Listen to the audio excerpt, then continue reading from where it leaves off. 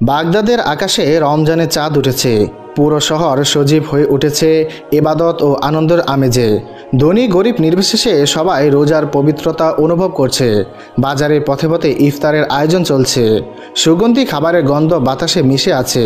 কিন্তু শহরের এক কোণায় আলোর ঝলকানির বাইরে দুটি ছোট্ট শিশু এক ভগ্নপ্রায় ঘরের মধ্যে বসে আছে, জয়নব ও ইয়াসির। তারা একে অপরের হাত শক্ত করে ধরে রেখেছে, যেন এই পৃথিবীতে তাদের একমাত্র আশ্রয়ই একে অপরের মাঝে।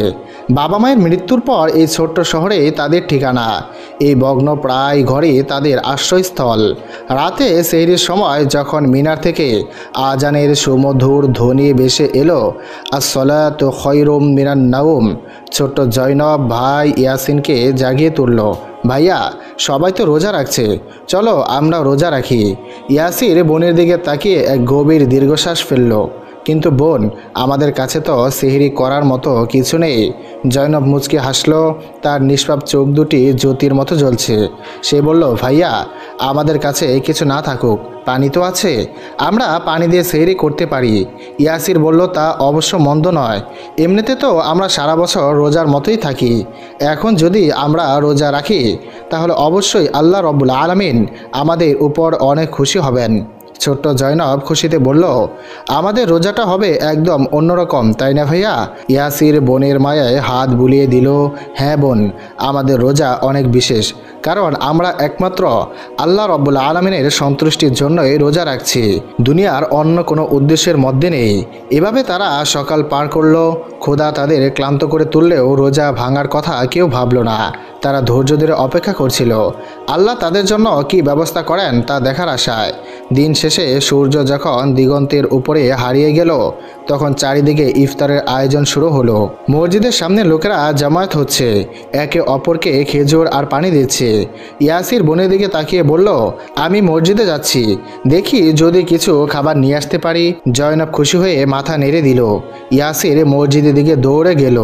সেখানে গিয়ে সে দেখল এক দীর্ঘ সারি, সবাই ইফতারের জন্য অপেক্ষা করছে। সে লজ্জায় সরাসরি কিছু চাইতে পারল না। যখন সবাই ইফতার শুরু করলো, সে ধীরে ধীরে খাবারের কাছে এগিয়ে গেল। কিন্তু তখনই মসজিদের এক খাদেম এসে বলল, বাছা, এখানে বসে ইফতার করতে হবে, খাবার বাইরে নিয়ে যাওয়া যাবে না। ইয়াসির হতবাক হয়ে গেল। সে তো নিজের জন্য নয়, ছোট্ট বোনটির জন্য খাবার নিতে এসেছিল। সে কি একা ইফতার করবে?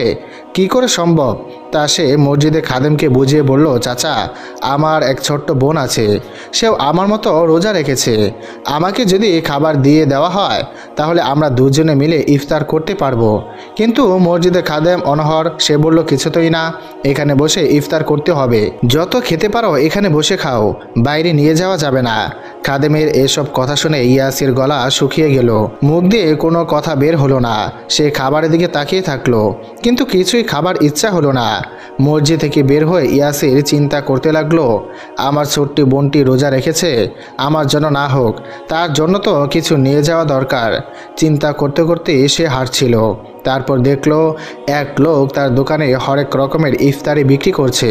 সে দোকানদারের কাছে গিয়ে বলল, চাচা যান, আমরা ছোট দুই ভাই বোন, আমাদের পিতা মাতা নেই, আমরা ইয়াতিম। আমরা আল্লাহর রাজি খুশি ও সন্তুষ্টির জন্য রোজা রেখেছি, কিন্তু আমাদের কাছে না সেহরি খাওয়ার মতো কিছু আছে, আর না এখন ইফতার করার মতো কিছু আছে। আপনি যদি আমাদেরকে ইফতারি করার জন্য কিছু দিতেন তাহলে এর বিনিময়ে আল্লাহ রব্বুল আলামিন আপনাকে পরকালে দান করবেন। দোকানদার লোকটি বলল, এক চিলতে শিশু দুই রোজা রাখলে কি করে? রোজা রাখার মিথ্যা কথা বলে বিনা পয়সায় খাবার খেতে চাস? তা হবে না, যা যা এখান থেকে, ভাগ কিছুই দিতে পারবো না, টাকা পয়সা না দিলে কিছুই দেওয়া যাবে না, আমারও সংসার ধর্ম আছে। এই বলে দোকানদার সেই ছেলেটিকে তাড়িয়ে দিল। আবার ব্যর্থ হলো ইয়াসির, কিন্তু মনোবল হারালো না। কেউ না কেউ তো তাদেরকে সাহায্য করবে এই আশায় সে আবার পথ চলতে লাগলো। কিছু দূর এগিয়ে গিয়ে সে দেখলো এক নারী তার দুই সন্তান সন্তানকে নিয়ে খুব মজা করে ইফতার করছে। ইয়াসির তার কাছে গিয়ে বলল, আম্মাজান, আপনার দুটি সন্তানের মতো আমারও একটি ছোট বোন আছে, সেও রোজা রেখেছে, কিন্তু আমাদের কাছে ইফতারি করার মতো কিছুই নেই। আমরা ইয়াতিম, আমরা অসহায়, আমাদের আম্মা আব্বা নেই। আপনার ইফতারের অংশ থেকে যদি আমাদেরকে কিছু দান করতেন, আল্লাহ এর প্রতিদান আপনাদেরকে পরকালে দিবেন। মহিলাটি বিরক্ত সহকারে বলল, ইফতার করতে বসেছি, এদের জ্বালায় শান্তিমতো একটু ইফতার করার সুযোগ নেই। আমারও তো দুটি সন্তান আছে, তারা তো রোজা রাখতে পারলো না, মিথ্যা বলার জায়গা পাস না, দূর হয় এখান থেকে। হতবাগা মহিলাটি ইয়াসিরকে ঘাড় ধাক্কা দিয়ে বের করে দিল। এখানে ব্যর্থ হলো ইয়াসির, তার দুই চোখ দিয়ে অশ্রু গড়িয়ে পড়তে লাগলো। এরপর সে একটি খালি মাঠে গিয়ে দুই হাঁটু গেড়ে বসলো এবং তার ছোট্ট দুটি হাত আসমানের দিকে তুলে কান্না ভেজা কণ্ঠে আল্লাহর কাছে দোয়া করে বলতে লাগলো, হে আল্লাহ, আমরা তো তোমার জন্য রোজা রেখেছি, তাহলে তুমি কেন আমাদের খাবারের ব্যবস্থা করছো না? কিন্তু আমরা আমাদের খাবারের ব্যবস্থা করার জন্য তোমার বান্দাদের কাছে হাত পেতেছি, এটা ছিল আমাদের ভুল। তোমার বান্দারা আমাদের খাবারের ব্যবস্থা করতে পারেনি, কিন্তু তুমি পারবে। আমি তোমার কাছে প্রতিজ্ঞা করছি, যতদিন না তুমি আমাদের খাবারের ব্যবস্থা করবে, আমরা কারো কাছে হাত পাতব না। যেদিন তুমি আমাদের খাবারের ব্যবস্থা করবে, সেদিনই আমরা ইফতার করব। বোনটি দরজার কাছে দাঁড়িয়েছিল, আশায় আশায় চেয়েছিল তার ভাই খাবার নিয়ে আসবে, কিন্তু ইয়াসির যখন খালি হাতে এলো, জয়নব বিস্মিত হয়ে বলল, ভাইয়া, তুমি তো ইফতার আনতে গিয়েছিলে, কই আমার জন্য তো কিছু আনোনি? ইয়াসির ছোট্ট বোনের মাথায় হাত রেখে বলল, বোন, আমরা তো আল্লাহর জন্য রোজা রেখেছি। আমি তার বান্দাদের কাছে সাহায্য চাইতে গিয়েছিলাম, কিন্তু তারা আমাদের সাহায্য করতে পারেনি। এখন যেহেতু আমরা আল্লাহর জন্য রোজা রেখেছি, তাই তিনি আমাদের সাহায্য করবেন। এখন থেকে আমরা শুধু তারই উপর ভরসা করব। জয়নব কিছুক্ষণ চুপ করে থাকলো, তারপর মাথা নেড়ে বলল, তাহলে তাই হোক ভাইয়া, আমরা কেন মানুষের কাছে হাত পাতব? আমাদের জন্য তো আল্লাহই রয়েছেন। এভাবে একদিন দুদিন কেটে গেল, তাদের খাবারের কোনো ব্যবস্থা হলো না। তারা কেবল রাতে এক দুই ঢোক পানি খেয়ে থাকতো। তাদের ক্ষুধার কষ্ট ছিল অসহনীয়, কিন্তু তাদের ধৈর্য ছিল পাহাড়ের মতো।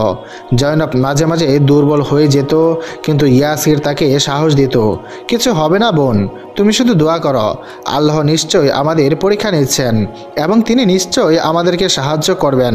যখন তারা ক্ষুধার কষ্টে কাঁপছিল, তখন সেই রাজ্যের সুলতান গভীর রাতে ঘুমের মধ্যে এক অদ্ভুত স্বপ্ন দেখলেন।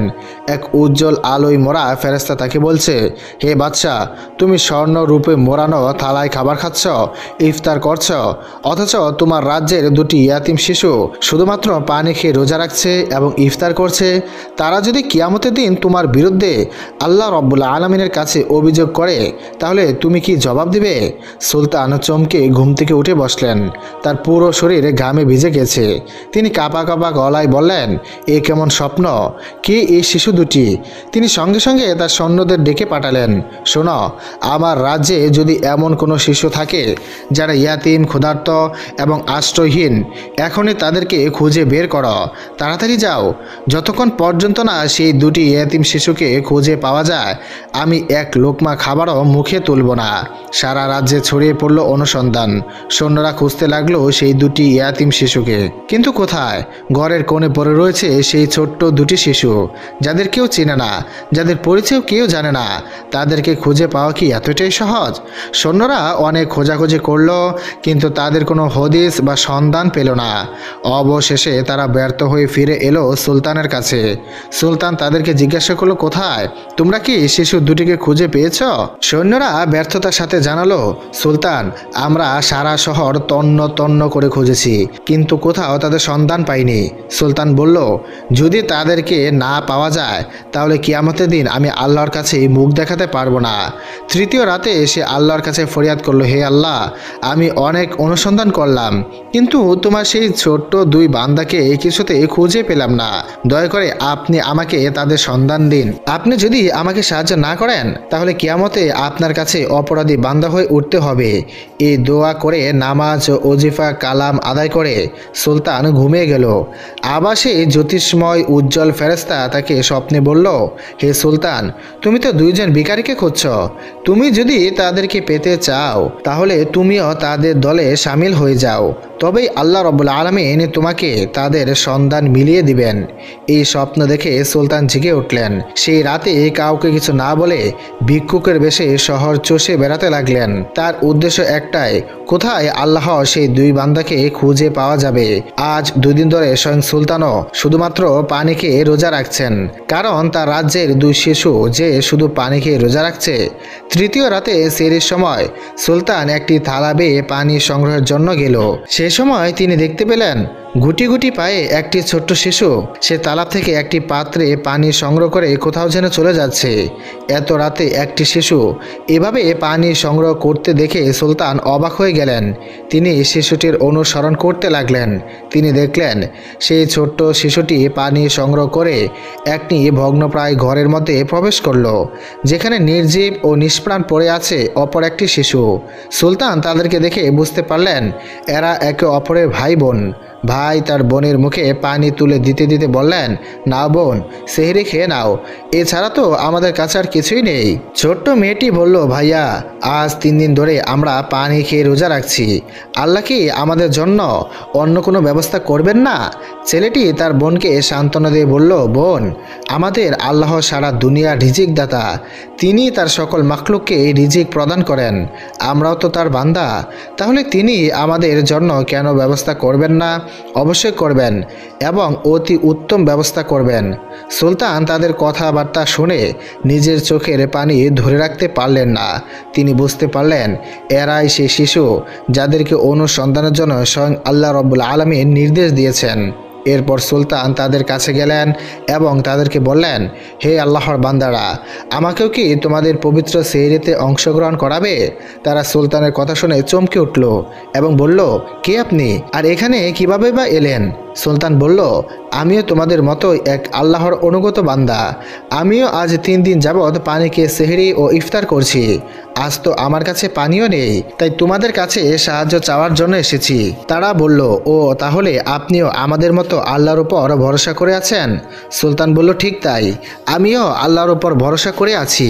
কখন তিনি আমার রিজিকের ব্যবস্থা করবেন? শিশুরা বলল, আমরাও কারো কাছে চাইব না বলে প্রতিজ্ঞা করেছি, তাই আল্লাহর উপর ভরসা করে আছি, অবশ্যই তিনি আমাদের জন্য কিছু একটা ব্যবস্থা করবেন। এরপর যখন তারা ঘুমিয়ে পড়ল, সুলতান চুপি চুপি উঠে প্রাসাদে ফিরে আসলো এবং নিজ হাতে তাদের জন্য খাবার তৈরি করলো। যখন ইফতারের সময় হলো, সুলতান তাদের কাছে এসে খাবার নিয়ে হাজির হলো। খাবার দেখে শিশুরা বিস্ময়ে হতবাক হয়ে বলল, আপনি কোথা থেকে এই খাবার পেলেন? সুলতান বললেন, হে বৎস, এগুলি আল্লাহ তোমাদের জন্য ব্যবস্থা করেছেন। আমি এ রাজ্যের সুলতান।